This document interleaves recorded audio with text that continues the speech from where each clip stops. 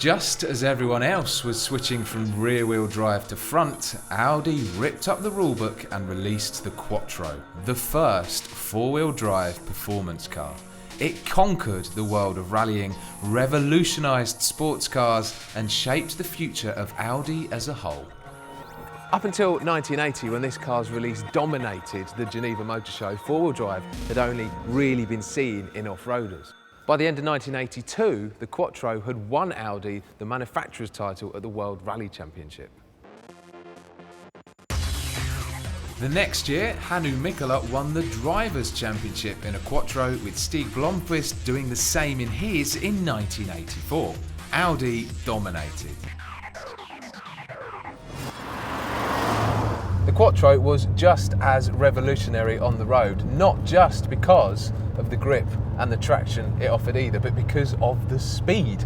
The engine is a 5-cylinder, 2.2 litre turbocharged unit, which has 200 horsepower, and that means it gets to 60 in about 7.1 seconds. That's a second quicker than a Porsche 944 of the same era, and only actually about a second off a Ferrari Testarossa.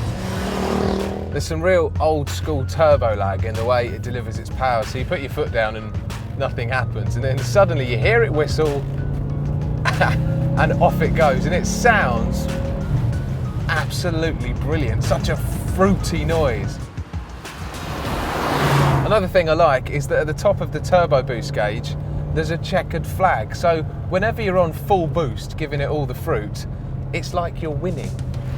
At £14,500, it cost about as much as two Escort XR3i's, but was still a fast car bargain. To make it as reliable and affordable as possible, Audi designed the Quattro to make use of their existing parts. The engine is an upgraded version of the one they fitted in the 200 5T. The 5-speed gearbox is from an Audi 100. The suspension struts are very similar to those found in an Audi 80, and the rear suspension is basically the front suspension of an Audi coupe, but turned by 180 degrees. Even some of the four-wheel drive components are just modified versions of the parts from front-wheel drive Audis. Of course, it was this permanent four-wheel drive system that defined the Quattro. As well as front and rear differentials that spread the torque between the left and right wheels, it's also got a centre diff to distribute torque between the front and rear axles. And this makes it easier to manoeuvre at low speeds because the front and rear wheels aren't trying to turn at the same speed. Apparently we've got the technical director's wife to thank for that, because when she borrowed it to go on a bit of a shopping spree, she moaned that it was a little bit tricky to park. Despite all of the mechanical goings on underneath the surface, it isn't an intimidating car to drive. The controls are nicely weighted, everything happens quite progressively, and it's nice and easy to place. What it does have though is absolutely loads of grip. Usually when you get in a slightly older car, you can feel it squirming around underneath you a little bit, either at the back or at the front.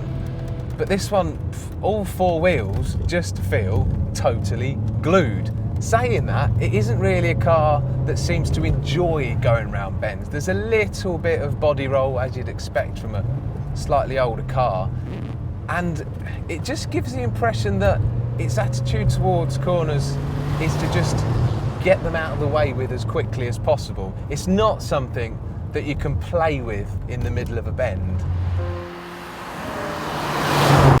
It's one of the most memorable rally machines of all time and introduced the world to four-wheel drive performance cars. It also looks inch perfect and was actually designed by a British bloke called Martin. All reasons why the Audi Quattro deserves to be a fifth gear legend.